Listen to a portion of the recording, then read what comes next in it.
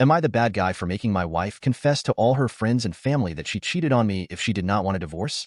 I, 34M, have been married to my wife, 32F, for 5 years, and we have 3 children. A few months ago, I found out from my wife's text that she had been cheating on me, and I confronted her about it. She confessed to it and gave me an entire breakdown of her affair, which had lasted for a month. I was devastated and asked her why. She gave no excuses for it, and said she had caught feelings for her affair partner, which was wrong, and she had acted on them. He was her coworker.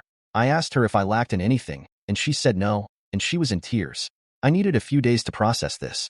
My wife gave me space, but she asked me many times to reconsider divorce because it would uproot the lives of our children. She said she would do anything I wanted for the rest of my life. After a week, I decided that I needed only one thing for my wife to completely forgive her, and that was to call every one of her friends and family and confess to her affair. I told her that was my only condition. She was hesitant and asked me if I could reconsider the condition because this would ruin a lot of her friendships and family relationships, but I told her this was what I needed as a part of my forgiveness process, and that if she didn't do this, I was going to start looking for a divorce lawyer. Over the next week, my wife made a phone call to all of her friends, parents, grandparents, siblings, uncles, aunts, pretty much anyone she knew, and confessed to her affair.